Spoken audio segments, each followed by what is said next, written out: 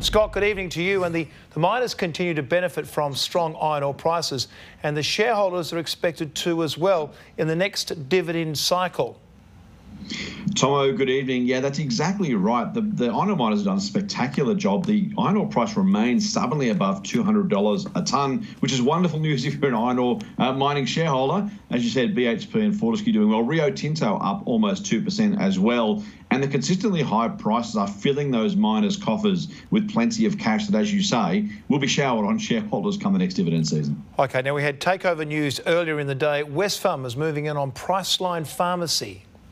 Yeah, this one was unexpected. The parent company, of course, Australian Pharmaceutical Industries, owns Priceline and some pharmaceutical wholesalers as well. This is a $700 million bid, a 20% premium to yesterday's closing price, and actually comes as API issues a profit downgrade. They're going to have an 11% fall in profit. So shareholders pretty happy that normally that would have seen a share price fall. But when someone like Wesfarmers comes knocking in, of course, they are behind Officeworks and Bunnings, two of the very best retailers in the country. Hopes high that Wesfarmers can do some good work with Priceline.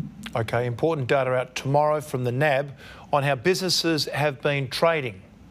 Yeah, this is incredibly important. The NAB business service was always important, of course, but in particular right now, we know that lockdown is striking Sydney and New South Wales in general. And of course, the flow-on impact right across the country remains super important. As always, these surveys don't always include all of that information on the length of the lockdown. The new news won't necessarily be in the data, but any directional changes in both confidence and conditions for businesses will be what we're looking out for tomorrow.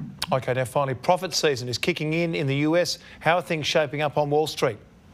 At the moment, it's a dead flat start to the Wall Street numbers this evening if things turn out as the futures are predicting. Of course, the market was up more than 1% on Friday night our time, as market was encouraged by Chinese changes to their reserve ratio, effectively making money cheaper in the world's second largest economy. But right now, the US markets, after that big day on Friday, opening flat.